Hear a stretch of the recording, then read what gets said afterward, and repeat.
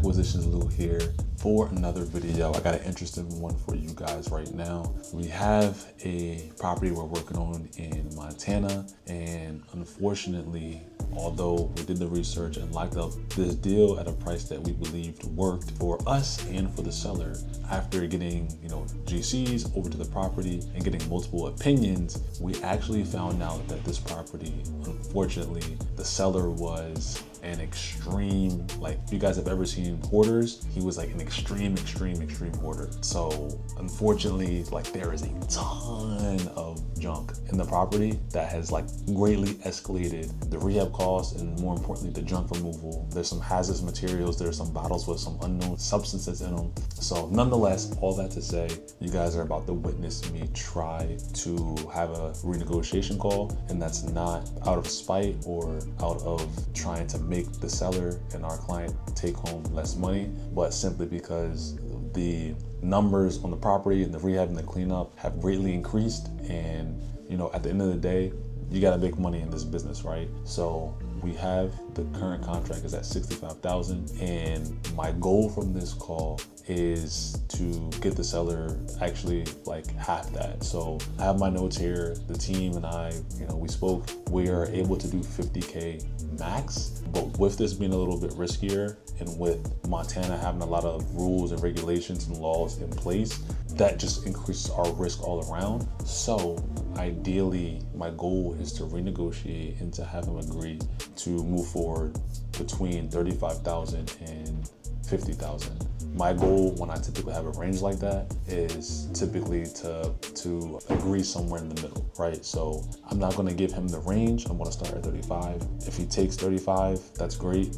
But ideally, if I can get off of this phone call and have him agree to like 40,000, I'll be happy. If I can get him at 45, I'll be content. I don't wanna end up having to offer him the max at 50. If we can get that reduction, that works out great. But my personal goal is to always be somewhere in the middle there, because it just feels like a win-win for us and for them as well. So let's make this call.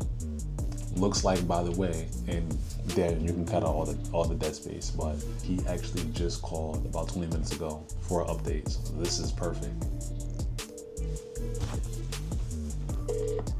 Well, hi, Lou. Good. I'm kind of wondering how close we are to settling. Yes. No. Actually, I appreciate you reaching out. I think you sent over an email earlier today. So yeah. I did have you on my list to give you a ring, check in, and get some updates over to you.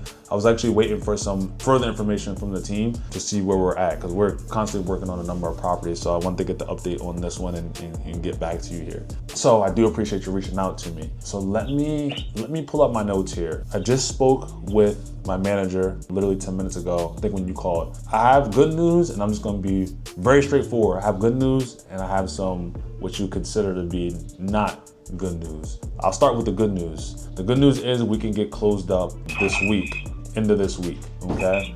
Now here is the not so good news, and I'll just be blatant with you here, but so we've sent over a number of our guys to check out the property, and like earlier on, they were saying that there was like a lot of junk, almost like kind of like hoarding type of ordeal, like a lot of stuff over there. And once we actually got the photos and sent some other guys over, we're getting feedback back that the risk and liability is a little bit more than initially anticipated. It's basically almost like kind of the stuff over at the property is kind of on the extreme side. Lot of stuff that has to get removed. And even there was some like hazardous things and some I think they said there was like a lot of bottles with some substance in them and things like that. Just a lot of even hazardous type of material that we kind of have to factor in for.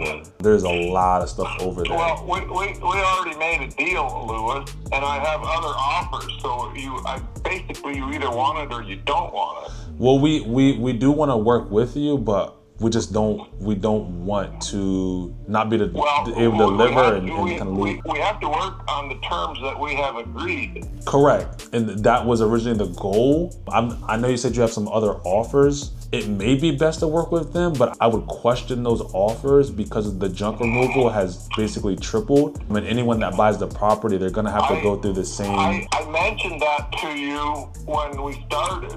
Mentioned in regards to How difficult it was. yeah. I tried to be honest with you. I told you it was very bad. Yeah, we knew that the debris and the damage was. Okay, well, to cut through the chase, we either have an agreement the way we agreed or we don't. Okay, got it. Yeah, no, I appreciate your candidness, Jim, for sure. To be honest, the it's not necessarily just the damage, but the junk removal is just tripled the project. We've already explained that, but to cut through the chase, we're either going to honor the agreement as is or we're not, and it's down to that point. I appreciate that, Jim. We can't do it at this price, man. I'm sorry. I was calling to hopefully try to give up some of my commission and have the finance team give you. I will talk to my other offers then. Okay, so you're not interested in closing up this week, right? I'm interested in closing, but we made a deal, Louis. Right. I'm just trying to communicate. We made a firm deal at a firm price, and that's the deal. The deal is not to be modified. So either we take it at the deal that we made, or we don't have a deal. Right. Okay. I respect it. And listen, I'm not trying to, force anything on you or take anything from you. I just wanted to, I'm just the messenger, right? So this is the information I got from the team. I'm giving you this. If we have a deal, as we made it, we have a deal. But to modify the deal is not the deal. Right. Okay. No, I understand. Yeah, of course. I'll be straightforward with you, Jim. It's extreme jump. Not extreme. We've already explained that. It's just a matter of we made a deal, and when I dealt with you, I tried to explain that. Right. So at this point in time, it's a matter of going through the deal at this price or not, and that's where we're at. Right. Okay. Yeah. No worries. No worries at all. I understand fully for sure. Okay. So let me know if they want to continue as it is, or if they don't, and that's what we're down to. Here, give me one moment. I'm gonna hop in the office because I want to be respectful of your time. I don't think we're gonna move forward, but just give me 2. I will entertain other offers if that is your answer. Okay, give me a moment here because I'm just gonna hop back. Get back to me and we'll see what happens. Oh, did you want to hold on for a second or no? No, just call me later. Okay, all right, sounds good. Bye. All right, bye. I was gonna go try to confirm the information here with the team, but we can't move forward at that price, man. Those calls are not easy. I'm gonna be very honest with you guys. Those calls make me very uncomfortable, bro.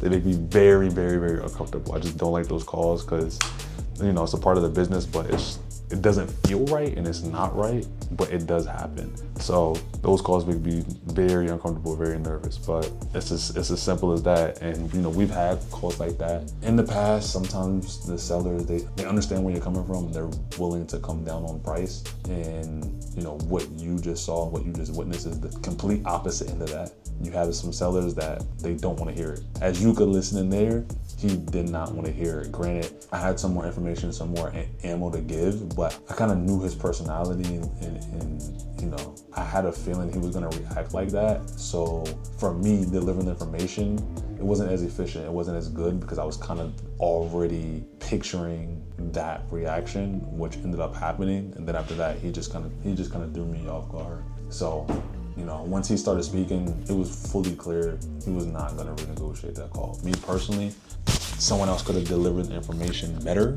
I don't think it would have mattered how he received information. I truthfully don't think he would have took the renegotiation. And especially too, like you have some sellers that will be more receptive to the information, but also if they already have other potential offers, sometimes they'll say, I understand where you're coming from. Like they won't be rude. They'll hear you out, but sometimes it's as simple as they have other offers that are higher. So sometimes you have people that won't listen and they don't have other offers and they don't care and they're just going to cut you off. And then sometimes you have people that have other offers and they'll be nice to you. And then sometimes they're rude to you and have higher offers. So when you think about it from their point of view and coming from their side, like quite frankly, and you were working with a company and then, you know, you had other higher backup offers, like just candidly, even if someone explains something as good as they can, like why wouldn't you take the higher offer, right? Like I bought a new car last year and I was working with one dealership and they were great. I had no complaints, but I went to another dealership and they were able to give me a better price. So it wasn't anything negative about the first dealership, right? But someone gave me a better price. It was as simple as that. So I went with the better price. So sometimes those are the cases. So hopefully you guys learned something from this video. As you can see, you could be doing this for a few months or years, you know, still have tough calls. So that'll probably not be the last renegotiation call you hear me do, but hopefully you can hear me do a successful one. So hopefully you learned something. Talk to y'all soon. Peace.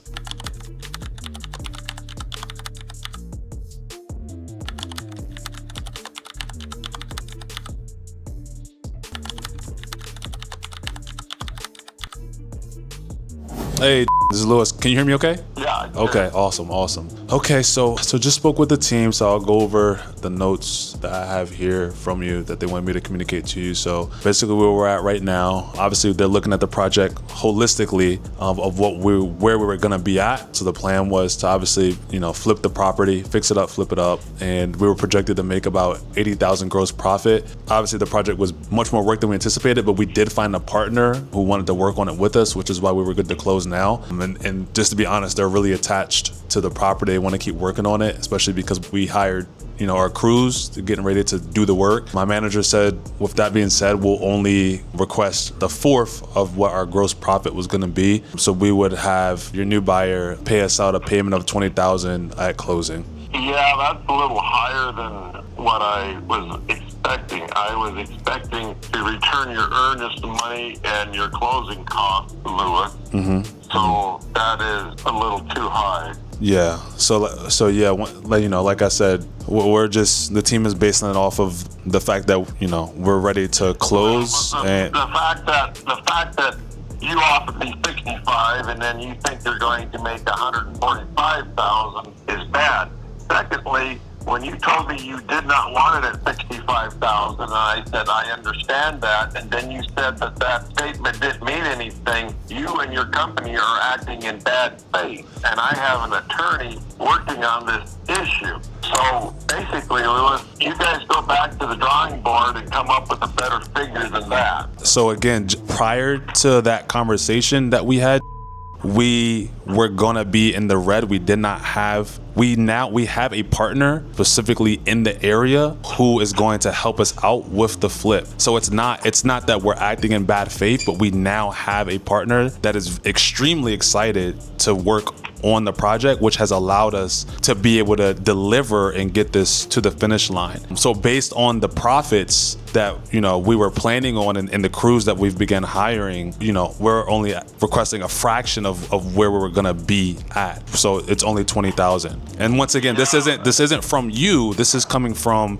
you know, you already have a new buyer lined up, which is awesome. So this is coming from the buyer at closing. Yeah, that kind of causes me some problems because that number is too high. Explain to me like what you mean by that. You said it's causing you some problems? That number is too high, okay? Because the differential in prices were not that great. Oh, I understand. So, I need a cheaper payment to you. I understand you should have your closing cost money back. I understand you should have your title money back. But for me to guarantee you a profit, I don't know. I'm in negotiation with an attorney over this issue because I stand on the fact that I said that you canceled it. So I'm not saying that I say that the contract is valid. In my eyes, you broke the contract when you told me you did not want it at 65,000. So I am working with an attorney, so that's where I stand on it.